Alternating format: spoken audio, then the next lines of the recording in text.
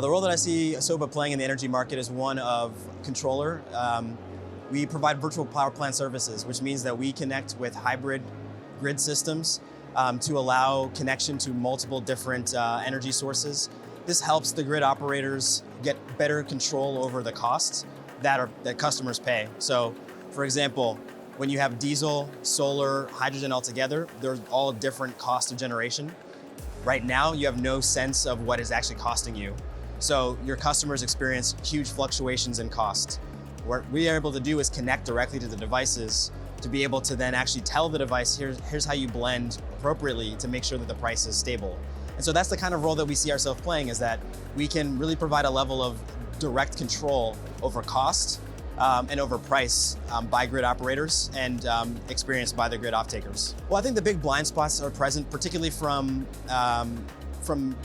financing sources in the West, is an understanding of risk in the African market. Because I think there are a lot of misconceptions about Africa today that make it very difficult for institutional capital to come here. There's a sense that there's a need to control risk, which is not really possible in Africa. I think the financiers that are very clever and smart and successful in Africa are the ones that understand that you can de-risk projects. You can change project attributes to make it more viable for returns, more safe for your returns.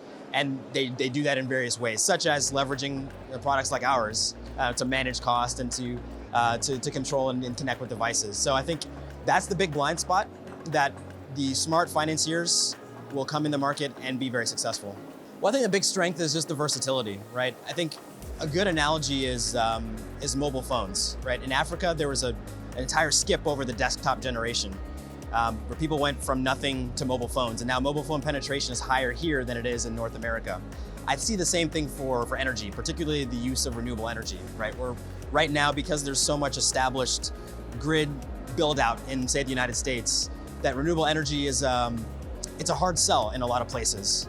Whereas here, renewable energy is sort of first resort. You know, there's so many people that are not on the grid at all right now, that their first interaction with the grid is going to be renewable energy. So I see that as like the biggest strength that the African continent has. It's, again, gonna leapfrog an entire technology generation and be at the forefront at the very, very base level. I think my biggest takeaway that I hope to get from this conference, and I'm actually starting already to get it, is business opportunity, right? I see people are so thirsty for products like ours. There's so much excitement. I mean, we're gonna walk away already with signed MOUs, you know, from just 3 days here at the conference talking to people directly. So I'm really excited about that.